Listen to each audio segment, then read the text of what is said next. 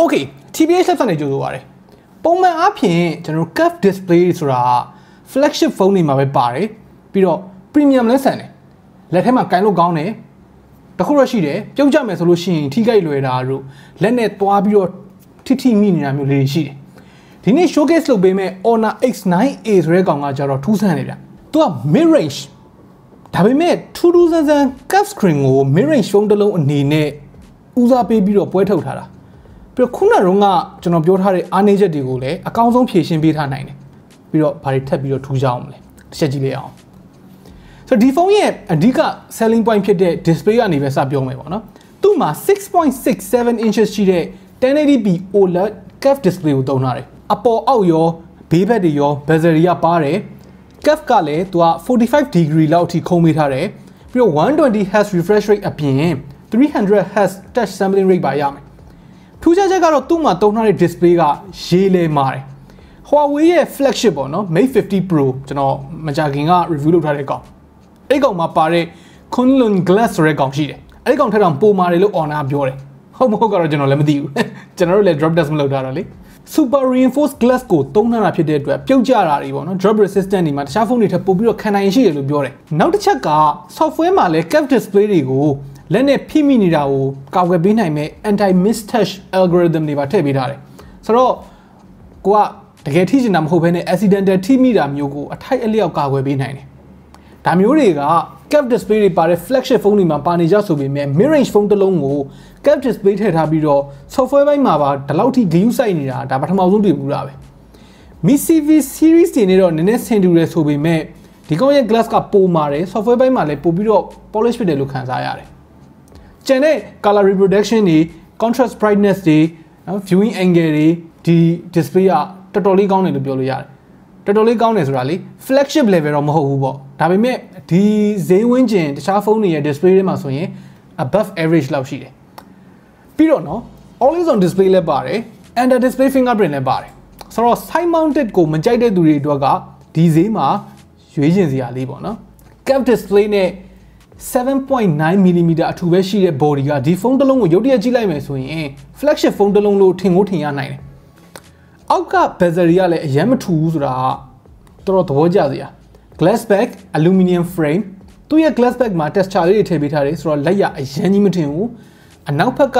ဒီ camera bump ပုံစံကအဝိုင်းအကြီးထဲမှာ camera 3လုံးနဲ့ flash နဲ့ကိုထည့်ပေးထားတာ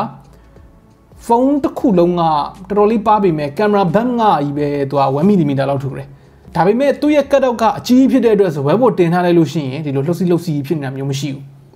power button က clicky ဖြစ်တယ်နှိပ်လို့ကောင်းတယ် volume rocker တွေကတော့နှိပ်ရတာနည်းနည်းလေးပျော့တယ်လို့ခံစားရတယ်ဘာပဲပြောသူ့ရဲ့ခြုံငုံပြီးကြည့်လိုက်မယ်ဆိုရင်ပေါ့နော် overall build quality နဲ့ design နဲ့မှာဒီကောင်လေးကိုတော်တော်လေးသဘောကျတယ်သဘောကျစရာတိတ်မကောင်းတာတော့ speaker ပေါ့နော် down firing mono speaker stereo separation တပြားမှမရတော့ဘူးဆိုပေမဲ့အတန်ကကျဲတဲ့လောက်လေးကျဲတယ်လို့ quality လေးလေးတော့မဆိုးပါဘူး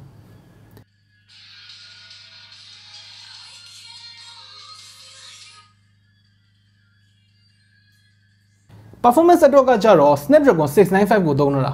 ဆိုတော့ performance ကတော့ mid range performance ပဲပေါ့နော် day to day usage မှာ 120Hz နဲ့တွဲပြီးတော့ကောင်းမွန်သုံးလို့ရမယ် Genshin Impact လောက် demanding မဖြစ်တဲ့ mobile game တော်တော်များများကိုအဆင်ပြေဆောက်လို့ရမယ် mid range ကိုမှသူက 6nm SoC ဖြစ်တဲ့အတွက်တာမဲ့ issue ဘာညာမှာလည်းစိတ်ပူစရာမရှိဘူးဆိုတော့ဒီလို form factor နဲ့ဒီဈေးနဲ့ဒီ SoC နဲ့ရထားတာ make sense ဖြစ်တယ်အထိပ္ပယ်ရှိတယ်ပေါ့နော်ဆိုတော့game တွေကိုဘယ်လောက် setting နဲ့ရမလဲအခုစမ်းပြထားတယ်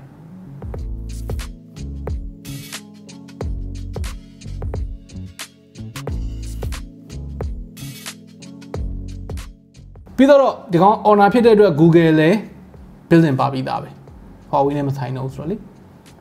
ကျွန်တော်ရထားတဲ့ review နဲ့မှာကြတော့ RAM က 8GB storage က 256GB launch လုပ်မယ်ဆိုလို့ရှိရင်တော့အဲ့ဒါ base model ဟုတ်မဟုတ်မသိကြဘူး camera အနေနဲ့မှာဒီဖုန်းမှာ3လုံးပါတယ်50 megapixel main camera 32 megapixel ultra wide 5 megapixel depth sensor camera quality ကတော့အခုမြင်ရတဲ့အတိုင်းပဲ selfie ကတော့သူက16 megapixel ပါမယ်ဒီပုံလေးတွေထွက်မယ်နည်းနည်းထူးခြားတာ32 megapixel ultra wide ဆိုတာနည်းနည်းထူးဆန်းတယ်ဒီဖုန်းမှာနောက်ထပ်ထူးခြားတဲ့အပိုင်းက battery ကျွန်တော်ဆက်မြင်ချင်းဒီဖုန်းကို battery အများဆုံးပါလား 4500 mAh လောက်ပဲလို့ထင်ရတာတကယ်တမ်းကျတော့ 9100 mAh ဗျတော်တော်လေးအံ့ဩစရာဒီဖုန်းရဲ့အလေးချိန်က185 gram ပဲရှိတယ်ဖုန်းလေးကလည်းပပလေး9100ဆိုတာဘယ်နှမှာသွားပြီးတော့တွတ်ထည့်ထားလဲကျွန်တော်တို့လည်းမပြောတော့ပုံမှန်သုံးမယ်ဆိုလို့ရှိရင် screen on time က12 hours လောက်နဲ့2ရက်လောက် AC သုံးလို့ရတယ်ဆိုတော့ခင်ဗျာဖုန်းတစ်လုံးကိုပေါ့ပပနဲ့ battery ခန္ဓာနဲ့ဈေးသက်နဲ့ဈေးသက်ဆိုတာတက်လေတင်းနဲ့ဈေးနဲ့လိုချင်တယ်ဆိုလို့ရှိရင်ဒီဖုန်းကတော်တော်သဘောကျစရာဖြစ်နေလိမ့်မယ်ပြန်အားသွင်းမယ်ဆိုလို့ရှိရင်33 watt နဲ့ဆိုတော့0 to 100ကို2နာရီဝန်းကျင်လောက်တော့သွင်းရတယ်ချာဂျာတော့တစ်ခါတည်းပါတယ်ဆိုတော့ overall မြင်နေကြကျွန်တော်တို့မြင်နေကြ6သိန်းဝန်းကျင်နေရနေပြီးတော့နည်းနည်းလေးကွဲထွက်နေတဲ့ဖုန်းတစ်လုံးလို့ပြောရမယ် designer build quality နဲ့လည်းဦးစားပေးတယ် battery life ကိုလည်းကောင်းအောင်လုပ်ပေးထားနိုင်တယ် curved display ကိုလည်းကျသွားရင်ကွဲမှာဆိုလို့မကင်ရဲတဲ့သူတွေအတွက်လည်းသူတို့စမ်းပြထားတဲ့ drop dust တွေနေရတော့တိုင်ကြည့်ခြင်းစရာဖြစ်နေလိမ့်မယ်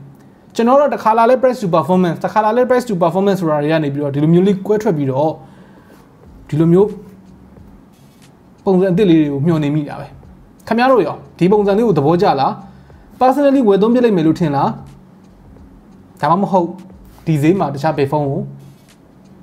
စဉ်းစားပြလိုက်မယ်လို့ထင်တယ်အောက်က comment တွေမှာဝင်ရောက်ဆွေးနွေးညှိနှိုင်းလို့ရပါတယ် okay နောက်နေ့မှတွေ့တော့ပေါ့